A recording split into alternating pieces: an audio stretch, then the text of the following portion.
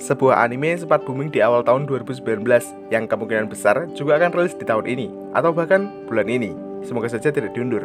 Mengangkat tema tentang kehidupan seorang siswa yang memiliki masalah perekonomian keluarga. Kisahnya akan difokuskan pada kehidupan tokoh utama yang mengharuskannya untuk membantu kelima bersaudara Nakano demi memenuhi standar nilai kelulusan. Tanpa berlama-lama lagi, ini dia Gotobu no Hanayome. Tokoh utama kita adalah seorang siswa penyendiri, tapi jenius. Dia bernama Uesugi Futaro. Demi menghemat keuangannya, Futaro membeli jatah makan siang seharga 200 yen, berupa nasi daging tanpa daging. Saat hendak menyantap makanannya, Futaro tanpa sengaja duduk bersama dengan seorang siswi pindahan, yang bernama Nakano Itsuki, yang tidak lain adalah anak terakhir dari kelima bersaudara Nakano. Pada awalnya, pertemuan mereka berlangsung tanpa adanya konflik, tapi semua berubah saat Futaro mengatakan Itsuki gendutan. Futaro mendapatkan telepon dari adiknya bahwa dia mendapatkan sebuah pekerjaan untuk menjadi guru privat dari seorang putri pengusaha kaya raya. Pengusaha tersebut akan membayar 5 kali lipat dari gaji semula. Tentu Futaro tidak memiliki alasan untuk menolak. Sosok yang dimaksud tidak lain adalah si murid pindahan, yaitu Itsuki. Jangankan melakukan pendekatan, Itsuki bahkan tak merespon sapaan dari Futaro. Tentunya, hal ini akan menjadi sebuah masalah yang sangat besar. Di keesokan harinya, Futaro hendak memperbaiki hubungannya dengan Itsuki. Namun Itsuki lebih memilih untuk makan siang bersama keempat saudarinya.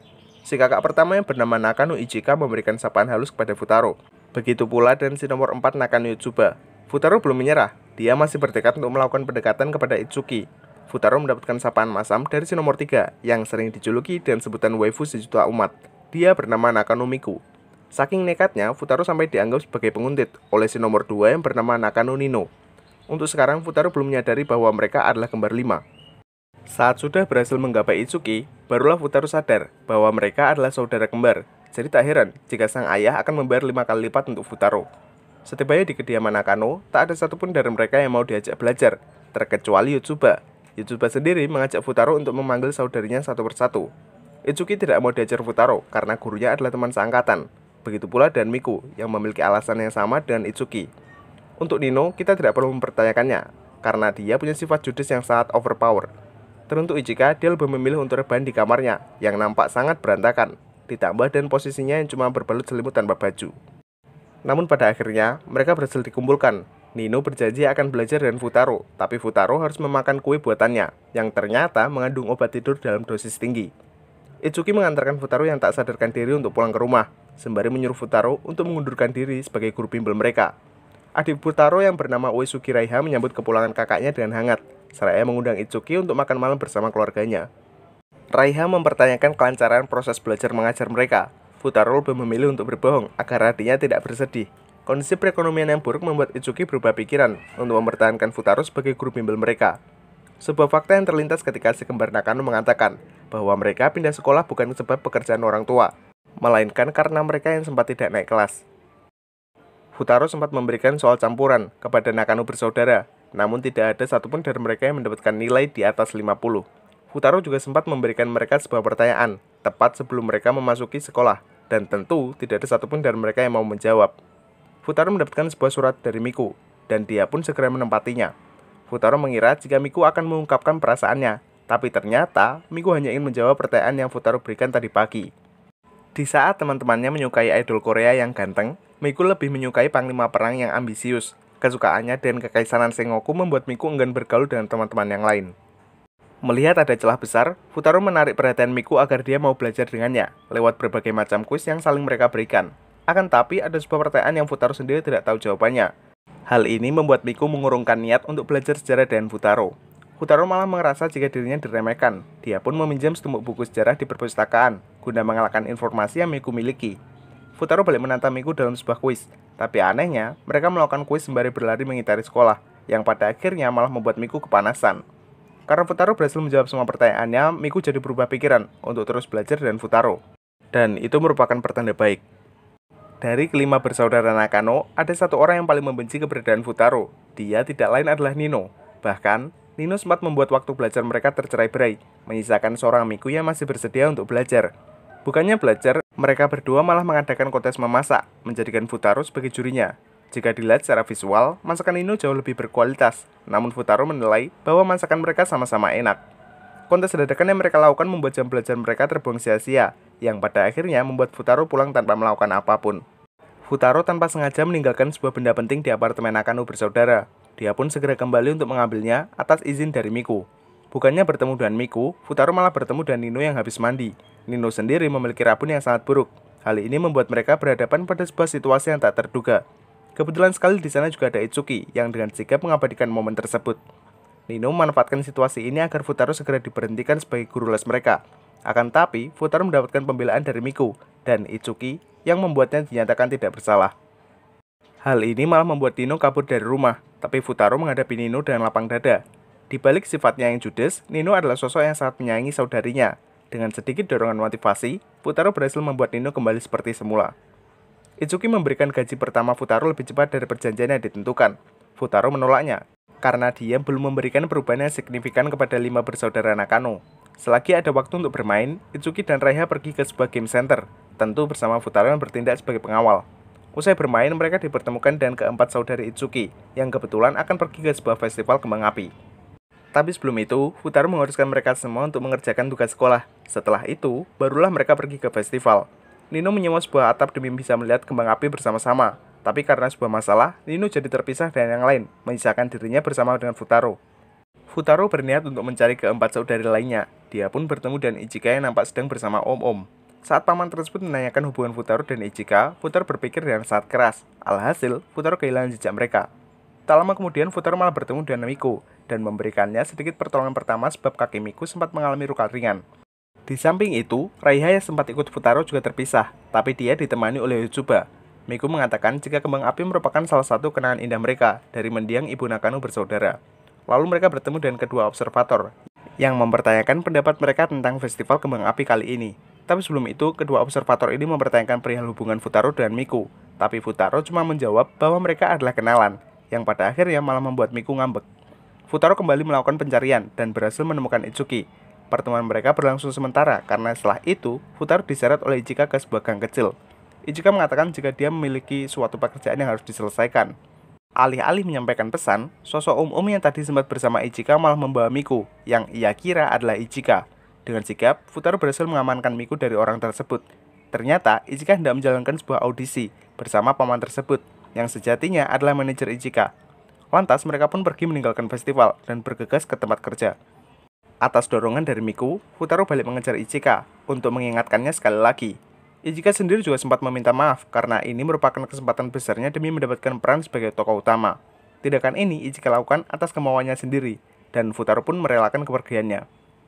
Festival kembang api telah usai. Di saat yang bersamaan, Ichika telah berhasil memenangkan audisi tersebut dan mendapatkan perannya sebagai tokoh utama. Futaro yang tak habis akal malah balik mengumpulkan kelima bersaudara untuk menggelar pesta kembang api kecil-kecilan. Kembang api besar bukanlah sebuah prioritas, karena yang terpenting, mereka berlima bisa melihat kembang api bersama-sama. Karena lelah, Futaro sempat tidur di pangkuan Ichika, yang secara iseng memotret Futaro yang tengah tidur. Keseharian Futaro terus berlanjut, hingga waktu sudah mendekati ujian mid-semester. Orang pertama yang masih tidak ingin belajar dengan Futaro adalah Itsuki, yang kedua adalah Nino. Futaro tanpa sengaja membuat kesalahpahaman di depan teman-teman Nino. Alhasil, dia pun mendapatkan tabokan anget dari Nino. Futaro mendapatkan sebuah telepon dari ayah Nakano bersaudara, yang mengatakan jika kelima anaknya mendapatkan nilai merah, Futaro akan diberhentikan dari pekerjaannya. Karena sebuah masalah sepele, Futaro dan Itsuki bertengkar dengan sangat hebat. Hal ini membuat hubungan mereka tambah renggang. Fakta yang telah didapat Futaro tidak boleh bocor ke telinga Nino, karena pasti Nino akan segera melakukan pergerakan untuk memberhentikan Futaro. Teruntuk Futaro sendiri, dia sangat membutuhkan waktu tambahan untuk mengajar kelima bersaudara Nakano. Tak disangka, Ichika malah memberikan Futaro kesempatan agar dia menginap di kediaman mereka, sembari belajar bersama. Saat mandi, Futaro tanpa sengaja meluruskan pertengkarannya bersama Itsuki, sembari membeberkan fakta yang Futaro dapat dari ayah mereka. Selama berbicara, Futaro tak menyadari bahwa lawan bicaranya bukanlah Itsuki, melainkan Nino. Hal ini membuat masalah Futaro semakin bertambah. Usai belajar dan mengerjakan tugas, Futaro akan tidur di kamar Miku, sedangkan Miku akan tidur bersama Ichika. Miku sendiri sempat terbangun di tengah malam, lalu tanpa sengaja, dia kembali ke kamarnya yang sekarang dipakai Futaro. Keesokan paginya, Futaro terkejut bukan main, ditambah dan Itsuki yang sepertinya curiga dengan keadaan Futaro. Berkat sebuah alasan yang teoritis, Futaro berhasil mengalihkan perhatian, sembari membawa Yotsuba dan Ichika ke perpustakaan. Futaro masih memiliki niatan untuk berbaikan dengan Itsuki. Dia pun pergi kembali dan sedikit memberikan dorongan sehingga Itsuki kembali bersemangat, meskipun masih sedikit malu-malu. Tibalah hari di mana mereka akan menghadapi ulangan tengah semester. Satu persatu dari mereka berhasil mencapai standar nilai sesuai mata pelajaran yang mereka tekuni. Tapi karena mereka hanya lolos pada satu mata pelajaran, Futaro terpaksa diberhentikan dari pekerjaannya. Akan tetapi, Nino dengan tegas membela Futaro. Bahkan tak cuma Nino, keempat saudara lainnya juga meminta ayah mereka untuk tetap mempertahankan Futaro. Dan akhirnya, pemberhentian Futaro pun dibatalkan. Keseharian Futaro masih berlanjut. Dia tanpa sengaja keracunan kroket buatan Miku. Yotsuba dan baik hati bersedia mengobati Futaro, sembari menahan beberapa saudarinya dan sebuah kebohongan yang sangat payah, agar mereka tetap stay di rumah untuk belajar, meskipun pada akhirnya mereka tetap pergi keluar. Alasan mengapa Yotsuba sering memihak Futaro didasari oleh perasaan suka yang ia miliki, tapi itu merupakan sebuah kebohongan yang dibuat Yotsuba. Beberapa hari mendatang, sekolah mereka akan mengadakan sebuah perkemahan musim dingin, sementara Futaro akan berpartisipasi sebagai panitia jurit malam. Suatu hari, Futaro tanpa sengaja meninggalkan buku profil kesiswaannya ke tangan Nino. Dirasa buku itu sangat penting, Futaro nekat mengambil buku tersebut secara paksa, dengan menerobos masuk ke kamar Nino, yang pada akhirnya malah membuat Futaro ketahuan. Tanpa sengaja, Nino membuka buku tersebut, dan menemukan sebuah foto lelaki yang saat ia idam-idamkan. Lelaki tersebut tidak lain adalah Futaro semasa kecil, namun dia malah mengaku bahwa lelaki tersebut adalah kerabat dekatnya. Nino sempat balik menunjukkan foto masa kecilnya bersama keempat saudarinya. Merasa jika Futaro tak peduli, Nino ganti membawanya untuk ditunjukkan kepada saudari yang lain, dan inilah fotonya. Sementara itu, foto masa kecil Futaro tidaklah sendiri. Dia bersama salah satu dari kelima bersaudara Nakano. Meski sangat merindukannya, Futaro masih belum sadar jika dia adalah salah satu dari mereka. Saat perkemahan mencapai puncaknya, terdapat sebuah acara yang dinamakan Tarian Api Unggun, yang mana jika sepasang kekasih bergandengan tangan di saat-saat terakhir, mereka akan hidup bahagia selamanya. Dua orang yang sadar akan mitos tersebut adalah Yotsuba dan Miku. Karena sibuk akan jadwal syuting, Ichika meminta Miku untuk menggantikannya dalam sebuah agenda rapat kelas, yang ternyata adalah surat pernyataan perasaan dari seorang siswa bernama Maeda. Maeda sendiri berniat untuk menembak Ichika, sembari mengajaknya untuk bergandengan tangan di puncak acara perkemahan. Kebetulan sekali di sana juga ada Futaro yang dengan sigap mengamankan Miku. Miku yang tengah menyamar menjadi Ichika malah mengatakan jika dia sudah berpasangan dengan Futaro, tapi itu berhasil membuat Maeda mengurungkan niatnya. Tibalah hari di mana mereka akan menjalankan perkemahan. Futaro sempat terhalang akibat Raiha yang jatuh sakit, namun itu tidak berlangsung lama, karena Raiha segera pulih, lalu memberikan kakaknya sebuah jimat keselamatan. Akan tapi, Futaro sangat putus asa, akibat di sekolah mereka yang sudah berangkat dari pagi. Tak disangka, dia malah dijemput oleh kelima bersaudara Nakano, yang dengan baik hatinya memberikan Futaro tumpangan. Rombongan Futaro sempat terjebak dalam sebuah kemacetan, yang mengharuskan mereka untuk menginap sementara pada sebuah hotel, sembari menunggu badai salju mereda. Masih di malam yang sama, kelima bersaudara Nakano memutuskan untuk tidur sekamar dengan Futaro. Karena sebuah alasan yang sebenarnya tidak terlalu penting, Itsuki dikejutkan oleh sebuah kejadian pada pagi hari itu, yang mana Ichika tengah memandangi Futaro yang nampak tertidur lelap. Saat sore menjelang, mereka telah tiba di perkemahan. Futaro tidak menjalankan tugas kepanitiaan seorang diri. Dia bersama dengan Yotsuba, yang juga akan membantunya untuk menakut-nakuti peserta lain. Saat giliran Itsuki dan Nino, Futaro berhasil menakut-nakuti mereka dan hebat. Tapi itu malah membuat Itsuki dan Nino terpisah. Futaro berhasil mengamankan Nino, tapi Nino malah beranggapan bahwa dia adalah kerabat Futaro. Futaro sendiri memutuskan untuk tidak membongkar identitas rahasianya, sembari mengaku jika namanya adalah Kintaro. Mereka berdua sempat mengalami sebuah kecelakaan, namun berhasil selamat berkat jimat pemberian Raiha. Futaro memberikan jimat tersebut kepada Nino, sedangkan Nino malah mengajak Futaro untuk mengikuti acara Api Unggun. Belum sempat menjawab, Futaro lebih memutuskan untuk kabur, karena kebetulan Nino berhasil dipertemukan kembali dengan Itsuki.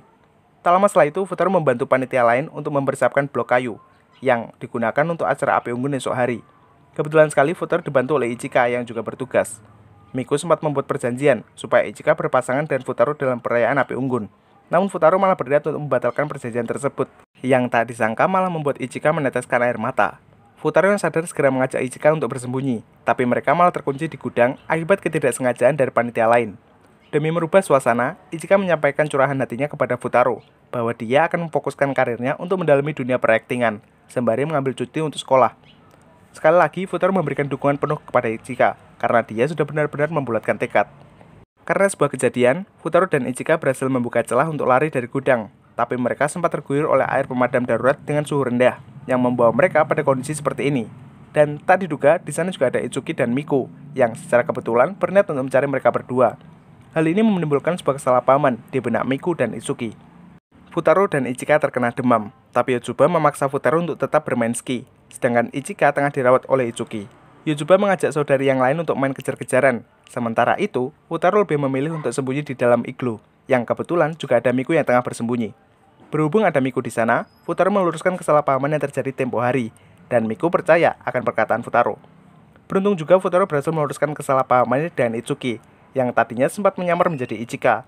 Tak disangka tindakan Futaro malah membuat demamnya semakin kambuh, yang mengharuskannya untuk beristirahat di ruang perawatan. Futaro sempat berbicara dengan Nino dan mengatakan jika kerabatnya tidak bisa menempati ajakan Nino dalam acara Api Unggun. Akan tetapi, Nino masih setia untuk menunggu kedatangan Kintaro. Di sisi lain, Miku mulai kembali akrab dengan Ichika, yang tadinya sempat mengira bahwa dia punya hubungan tersendiri dengan Futaro. Miku sendiri mengaku kepada Ichika bahwa dia menyukai Futaro dan tetap membebaskan saudari yang lain untuk saling memperebutkannya. Saat acara Api Unggun mencapai puncaknya, kelima bersaudara Nakano serentak memegang tangan Futaro, yang pada akhirnya malah membuat Futaro kesal karena tidak bisa tidur. Kita dihadapkan pada sebuah adegan, yang mana Futaro tengah mengadakan resepsi pernikahan dan seorang wanita yang sengaja dibuat dengan sangat random. Entah itu Itsuki atau salah satu dari kelima bersaudara. Adegan kembali ke timeline utama, yang memperlihatkan jika Futaro dan kelima bersaudara Nakano telah kembali bersekolah seperti biasa, sembari bersiap untuk menghadapi ujian akhir semester. Dan anime pun tamat. Bersambung sih. Oke, saya ingin sedikit berteori di sesi kali ini. Sebelum itu, kita akan kesampingkan segala jenis fakta yang telah terjadi pada versi manga Gotobun. Karena biasanya, anime yang diadaptasi dari sebuah manga maupun novel memiliki alur cerita yang cukup berbeda. Kebetulan juga, saya belum pernah membaca manga Gotobun. Dan bisa dipastikan, jika teori ini tercipta secara murni dari season 1 pada anime Gotobun. Banyak mengatakan jika Yuzuba lah yang akan menjadi pasangan Futaro. Bahkan ada sebuah channel yang menceritakan plot dari manga Gotobun season 3. Bukan main. By the way teman-teman, dari kelima bersaudara Nakano, tiap karakternya memiliki secercah potensi untuk menjadi pasangan Futaro. Yang pertama adalah Ichika, yang mana Ichika selalu menolong Futaro dalam menyelesaikan masalah yang ia alami, seperti halnya saat Futaro hendak berbaikan dengan Itsuki. Jujur, saya sendiri cukup beranggapan jika karakter Ichika adalah yang paling menarik di antara saudari yang lain, karena Ichika sendiri memiliki perhatian yang sangat super, dan kepekaan yang luar biasa, ditambah dan pola pikirnya yang sangat rasional. Ichika sendiri juga terlihat cukup menyukai Futaro. Dia bahkan cukup senang ketika memandangi Futaro yang tengah tidur. Pertama, pasca festival kembang api. Yang kedua, saat berada di kamar hotel. Bisa disimpulkan jika Ichika memiliki potensi yang cukup untuk menjadi pasangan Futaro. Karakter potensial yang kedua adalah Nino. Tapi sepertinya, Nino adalah karakter yang memiliki peluang paling rendah, karena dia sendiri lebih menyukai sisi liar dari Futaro, ketimbang Futaro yang selalu disibukkan dan belajar. Namun ada kemungkinan jika Nino akan tetap menyukai Futaro, meskipun penampilannya telah berubah. Yang ketiga adalah Miku, di mana dia adalah karakter yang paling sering berinteraksi dengan Futaro, sekaligus mendapatkan perlakuan khusus darinya. Seperti yang saya jelaskan pada pembahasan tadi, Miku secara tidak langsung mengatakan bahwa dia menyukai Futaro. Tentu hal ini meningkatkan peluang yang ia miliki. Karakter yang keempat adalah Yuzuba. Nah, ini dia tokoh potensial yang paling besar, karena sudah mendapatkan dukungan dari storyline yang ada di manga. Futaro sendiri juga sadar bahwa Yuzuba sangat buruk dalam membuat kebohongan, yang menandakan jika apa yang sempat ia lakukan terhadap Futaro adalah nyata, alias murni dari perasaannya. Ditambah lagi, Yuzuba adalah sosok yang dari awal menerima keberadaan Futaro. So, apakah Yuzuba yang akan menang? Terakhir, Itsuki. Sebelum kita membahas peluang yang Itsuki miliki, saya ingin mengungkap sosok sejati dari foto masa kecil Nakano bersaudara dan Futaro. Yang pertama adalah foto Nakano bersaudara. Mulai dari paling kiri, kita dapat berasumsi bahwa dia adalah Nino, karena sekilas, sosok tersebut memiliki senyuman yang nampak sangat mirip. Kemudian nomor 2 dari kiri. Nggak usah ditanyakan lagi, perawakannya sangatlah mirip dengan Miku. Jadi, kita akan langsung lanjut menebak, tapi mulai dari ujung paling kanan, yang kemungkinan besar adalah Yuzuba. Terbukti dari senyuman lebarnya yang sangat ceria. Nah, antara nomor 2 dari kanan dan tengah terlihat jika mereka sangat susah untuk dibedakan. Tapi secara visual, yang nomor 2 dari kanan sedikit lebih hiperaktif ketimbang yang di tengah. Jadi kita bisa menduga bahwa dia adalah Ichika, sedangkan yang mengisi posisi tengah adalah Itsuki. Kita tidak dapat menebak mereka secara akurat, hanya berdasarkan lewat selembar foto masa kecil. Kita beralih ke foto masa kecil Futaro. Pertanyaannya, siapakah perempuan yang bersama Futaro? Berdasarkan pengamatan secara visual, senyuman yang ia miliki sangat mirip dengan Itsuki dan Ichika. Namun jika ditinjau dalam pose tangannya, dia lebih mengarah ke Itsuki, yang kebetulan juga pernah berfoto dan pose sama. Ada satu hal lagi yang ingin saya bahas mengenai adegan resepsi pernikahan yang dijalani Futaro. Kita tidak akan membicarakan si pengantin wanita, karena tampangnya sangat random untuk diasumsikan. Sementara itu, yang ingin saya tekankan adalah waktu di mana resepsi digelar. Judul episode terakhir pada season 1 adalah Legenda Keterkaitan Hari ke-2000, yang menandakan bahwa kehidupan mereka sudah berjalan sekitar 5 atau 6 tahunan. So, itu aja yang bisa saya sampaikan. Kalian bisa menambahkan asumsi lain di kolom komentar. Dan sebisa mungkin, jangan spoiler, karena itu akan merusak pengalaman tonton untuk teman-teman yang lain. Keko, watashi wa ari to mata aimasho.